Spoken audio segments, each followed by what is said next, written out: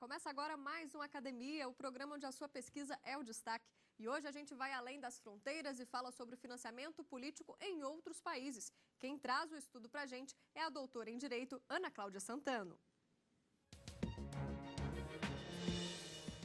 A análise constitucional do sistema de financiamento público dos partidos políticos na Espanha. Tese apresentada à Universidade de Salamanca como exigência parcial para obtenção do título de doutor em Direito, sob a orientação do professor Augusto Martim de la Vega.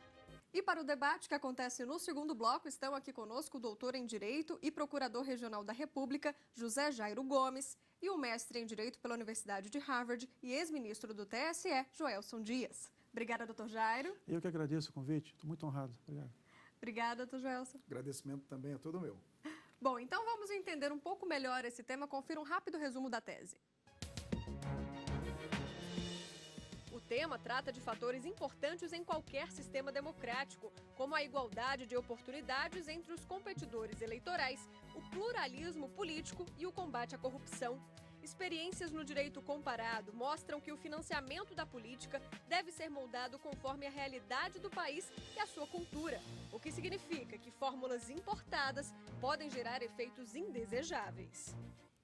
Doutora Ana Cláudia, muito obrigada pela sua presença aqui no nosso programa. Obrigada a eu pelo convite. Bom, e um tema tão interessante, e acho que é a primeira vez que a gente traz o direito comparado quando se fala em financiamento de política. Foi complicado, né, fazer essa pesquisa? Muito, muito. Foi uma pesquisa de muita paciência, de muito fôlego, mas o resultado eu acho que foi brilhante. Assim, modéstia à parte, eu acho que contribui muito para esse debate que deve ser sofisticado e que deve ser refinado, principalmente nos dias atuais. E me fala um pouquinho sobre a escolha do tema, né? É uma tese de doutorado, você também passou um tempo fora, não é isso? Isso. E por que a escolha do tema do financiamento da política englobando outros países? Bom, não se trata de uma coincidência. Na verdade, o tema do financiamento já me conquistou na época da graduação. Inclusive, o meu primeiro artigo acadêmico publicado foi sobre o financiamento no Brasil.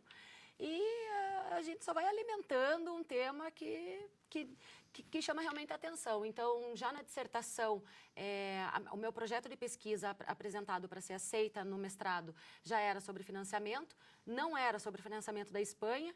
No entanto, por orientação, né, inclusive de outros professores, eles acharam melhor direcionar, já que eu tinha outros trabalhos no Brasil. E acabou que eu fui ampliando para outros países e construindo realmente já na tese uma teoria geral do financiamento, que era um vazio, né, era um vazio acadêmico que, inclusive, hoje em dia, com o livro, a gente nota bastante. Existem muitos conceitos que não foram tratados e que eu busco, pelo menos, aproximar o leitor desse conhecimento, né, para o debate ficar mais rico mesmo. Bom, você também indicou para a gente alguns livros que te ajudaram, né, nessa caminhada. Isso. A gente separou 3, vamos ver então quais são. A Corrupção, Aspectos Éticos, Econômicos, Políticos e Jurídicos, de Jorge Malensenha, editora Gediza. Foundations for Democracy, de Karl-Heinz Nelsmacher, editora Nomos. A Igualdade de Oportunidades nas Competições Eleitorais, de Oscar Chances Munhoz, editora Centro de Estudos Políticos Constitucionais. Algum deles aqui foi fundamental mesmo, que você não poderia ter concluído o trabalho sem ele, Ana? Sem dúvida alguma, o Igualdades de Oportunidades do professor Oscar. Ele não só é um profissional competentíssimo na Espanha, mas ele inclusive já veio nos visitar no Brasil e ele realmente ele traz no seu livro uma teoria importantíssima e muito abrangente sobre o que é a igualdade de oportunidades em várias esferas do direito constitucional. E uma delas foi no financiamento de campanhas e de partidos, e é um ponto vital na saúde de qualquer democracia. É o ponto de partida, é o equilíbrio do ponto de partida, para que todos possamos ter realmente uma disputa justa, uma disputa legítima desde o ponto de vista democrático. Então, eu queria realmente fazer o destaque dessa obra. E também a sua tese virou um livro. o nome é o Financiamento da Política, Teoria Geral e Experiências no Direito Comparado. Aí você já atualizou também um pouco o livro. Na verdade, esse livro, que é o livro de 2014, ele vai ser atualizado agora, porque em 2014, desde 2014 até 2016, quase todas as leis mudaram, para que você veja, então, a dinâmica do financiamento nos países. E também, como é um debate sempre muito acalorado, muitas vezes a lei não completa um ano, como é o caso italiano. Então, eu tive que fazer essa atualização até para o leitor entender o contexto que é cíclico, que não fica em silêncio, né? E é sempre um ponto de conflito em todos os sistemas Vão ter várias examinados. edições, então.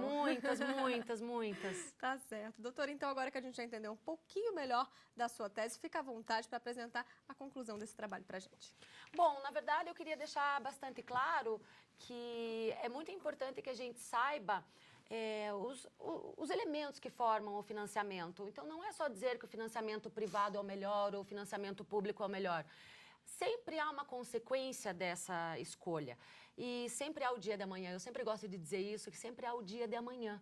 Então, às vezes, o financiamento ele é apontado como um câncer no sistema, às vezes até uma salvação quando você o restringe, principalmente agora com o nosso atual panorama, mas o fato é que não há como você realizar uma análise serena, uma análise científica, sem realmente se ater aos detalhes dos sistemas de financiamento.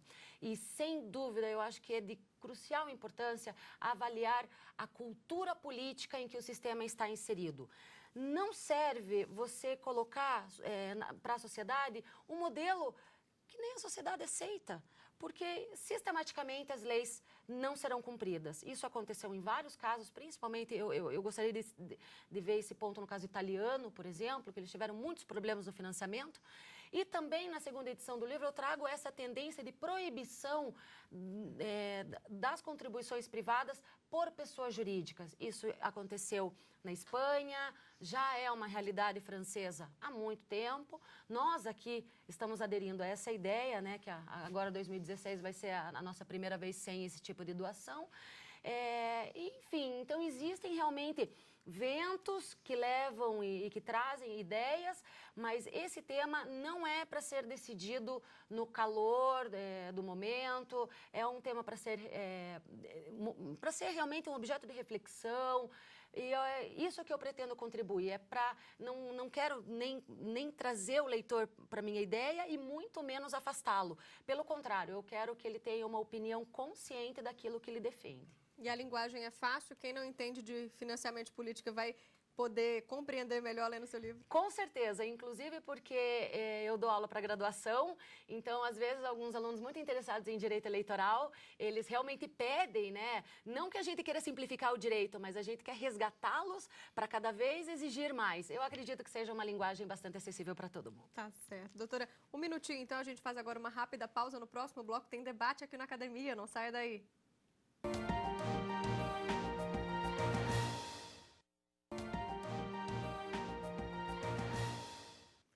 O Academia está de volta e agora a gente então começa o debate com o doutor em Direito, José Jairo Gomes, e com o mestre em Direito, Joelson Dias. Doutor Jairo, para a gente ver a primeira pergunta.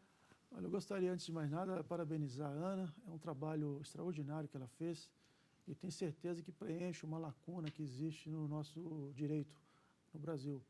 E a minha questão que eu queria colocar é a seguinte.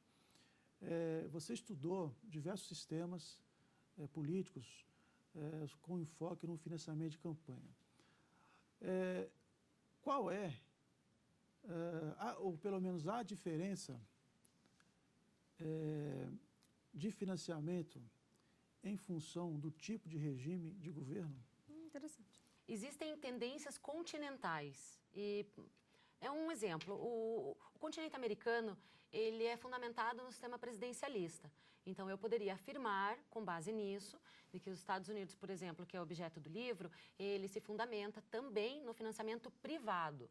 Não só por causa da história dos partidos de lá e tal, porque também existe aquela desconfiança da sociedade diante dos partidos de lá, Mas o fato é que sistemas presidencialistas tendem mais ao financiamento privado, o que não acontece na Europa. A Europa possui uma outra dinâmica na história de partidos e também no sistema parlamentarista. Grande parte dos países ou quase todos são parlamentaristas, então eles se fundamentam mais no financiamento público.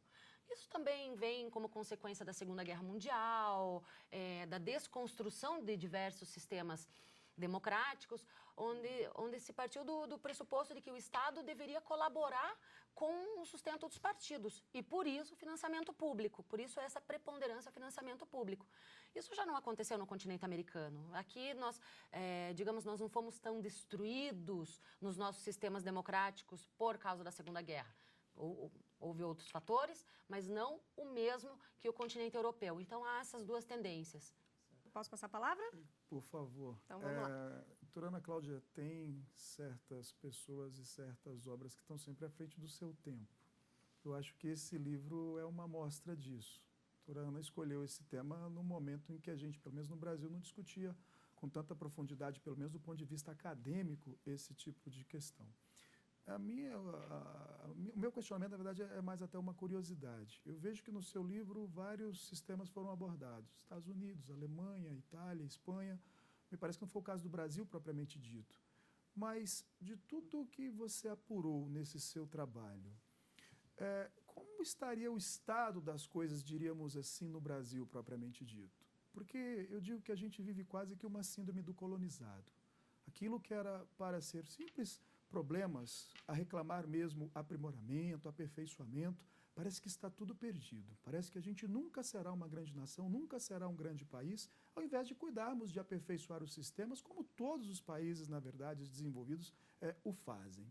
Então, comparando o Brasil, o financiamento eleitoral, o financiamento da política nesses países estudados com o estado das coisas hoje no Brasil, como é que a senhora avaliaria, melhor, você avaliaria essa questão? Em que momento o Brasil se encontra comparado com os diferentes sistemas adotados mundo afora? Bom, o financiamento ele sempre atendeu a reformas muito casuísticas. Isso é o caso brasileiro, isso é o caso espanhol, o caso italiano, etc. Porque sempre é um tema que instiga paixões. É muito difícil que um governo passe por uma reforma no sistema de financiamento sem entender ou ao financiamento privado ou ao financiamento público. E isso não existe uma lógica muito clara. O fato é que o Brasil ele está voltando um caminho que já foi traçado pelos Estados Unidos, mas que está sendo traçado pela Espanha e pela Itália, que é o da restrição do financiamento privado. Essa associação, que não me parece que seja tão acertada e não me parece que seja tão direta, entre as doações privadas e a corrupção política, essa associação leva com que as leis sejam endurecidas. Também a questão de oferecer uma solução milagrosa para um problema tão complexo como é a corrupção política. Então, acredita-se, aqui no Brasil, como também na Espanha, que também está passando por um processo de recuperação democrática, porque eles também sofreram com grandes escândalos agora de corrupção, e também na Itália, que eu acho que dispensa maiores explicações, de um endurecimento das leis para ver se nós conseguimos solucionar esse problema tão endêmico. Não acredito que seja a única solução. Talvez faça parte de uma estratégia maior de anticorrupção. Mas é essa a tendência. Nós estamos acompanhando esses países de endurecimento da lei. Se vai funcionar, aí a prática é a que vai dizer, né? Então, é essa a tendência. Quer dizer, o Brasil não está nem melhor nem pior que os outros países? Não. Porém, o discurso que envolve o financiamento brasileiro atual, talvez ele não parta de um pressuposto mais correto, ele não parte de um pressuposto mais científico. O que nós presenciamos é um discurso muito apaixonado, muito ideológico, e isso pode ser bastante prejudicial a médio e longo prazo. Isso, obviamente, que ocorre tanto na Espanha quanto na Itália, só que lá existem outros mecanismos institucionais que possam ponderar isso, que possam resolver essa pressão ideológica. Aqui, lamentavelmente, nós vemos que não. Ana, há um debate muito forte no Brasil, atualmente, sobre financiamento de campanha. E, como você mesma já pontuou, é um debate que foi ou tem ocorrido de maneira muito superficial. Por exemplo, afastou-se o financiamento privado por parte de empresas, né? Um dos argumentos que se usou, no meu modo de ver absolutamente superficial, é de que a empresa não pode doar porque ela não vota. Ora, se esse argumento fosse verdadeiro, assim, para dar um exemplo grosseiro, nós poderíamos dizer o seguinte, que a empresa também não pode contribuir com a Previdência Social porque ela não se aposenta, ou porque ela não vai buscar auxílio acidente, por exemplo. Ou seja, não dá para seguir nessa linha de argumento, mas esse foi um argumento forte utilizado. Um outro argumento utilizado era de que em países desenvolvidos, empresas não doavam. Por exemplo, aí citavam nos Estados Unidos, né, que para a eleição presidencial existe um fundo lá que é público, e o candidato tem a opção de optar por esse fundo ou buscar o financiamento privado. Citavam também a França, né, que foi muito lembrada, em que a empresa também é proibida de doar. No entanto, quando nós observamos, tanto nos Estados Unidos como na França, nós encontramos mecanismos de doação por empresa que contorna o sistema legal, se mantendo dentro do sistema legal. Por exemplo, na França, nós temos a possibilidade de um partido doar para o outro. Então, se criam vários partidos pequenos para recolherem doações e transferirem para os partidos maiores. Nos Estados Unidos, acho até que foi, pelo que eu li, foi objeto do seu estudo, temos também os super PACs, né, nos Estados Unidos, que não promovem o candidato, mas promovem as ideias e as propostas em torno daquele candidato. Ora, nesse viés, eu lhe pergunto, qual a razão, ou haveria algum motivo para que se houvesse essa ojeriza contra a doação por empresa? Ou isso é apenas uma panaceia ou um pano de fundo, tendo em vista que, como nós estamos vendo no Brasil de hoje, o problema é muito mais de corrupção de certos agentes públicos do que propriamente de doação de empresas que, porventura, tenham interesse em promover certos candidatos ou as ideias que aquele candidato veicula.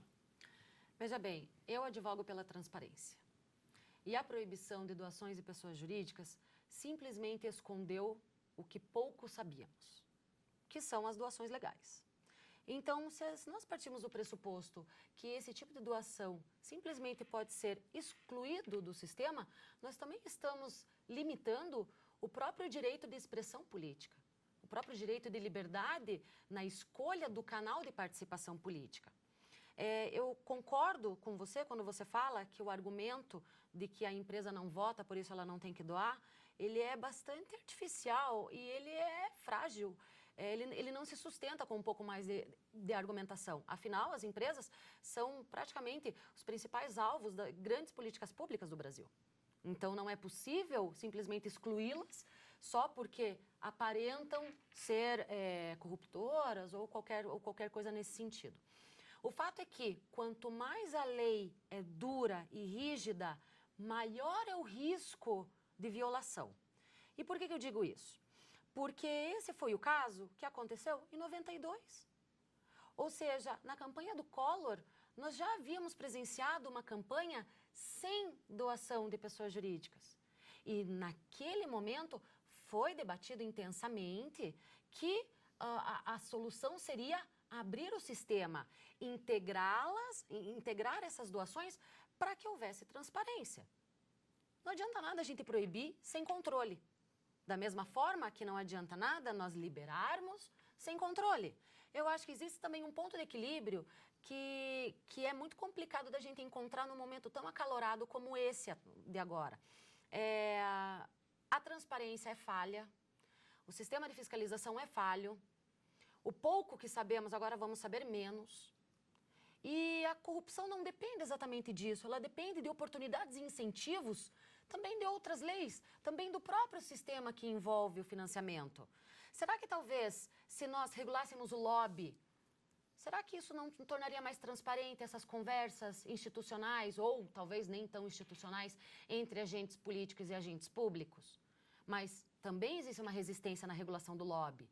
E não é possível a gente simplesmente proibir, a solução não vai chegar por essa via, acredito eu. Não acredito que falta equilíbrio, falta temperança, digamos. Vamos então para a última pergunta, por gentileza.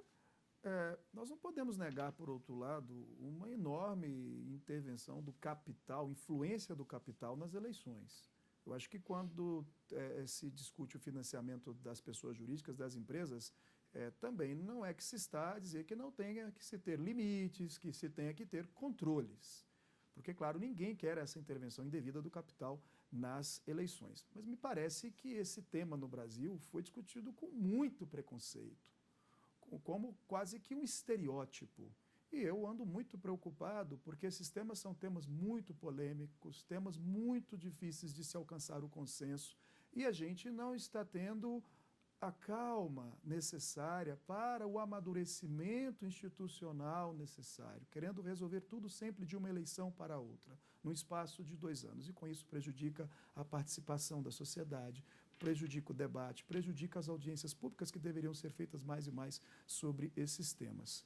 Pois bem, a minha pergunta nesse sentido é a seguinte: de todos os sistemas que você comparou, que mecanismos, então, esses sistemas encontraram para evitar esses desvirtuamentos, muito bem pontuados pelo Dr. José Jairo antes, mesmo naqueles que vedam a contribuição das pessoas jurídicas? Que mecanismos esses sistemas encontraram? Seja para limitar ou controlar as doações das pessoas jurídicas, seja para incentivar uma maior participação popular, buscando fugir justamente dessa apatia política que você contempla com tanta propriedade na sua obra.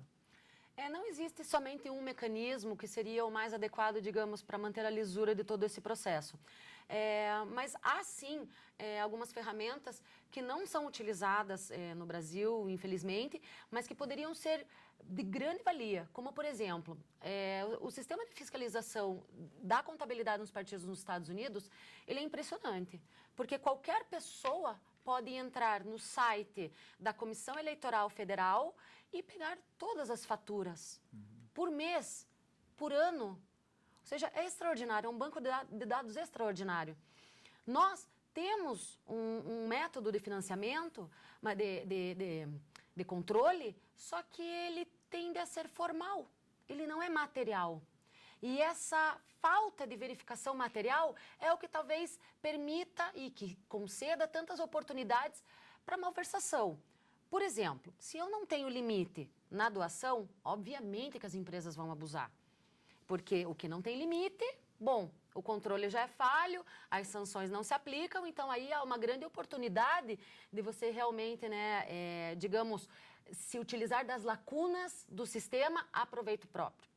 Isso por um lado.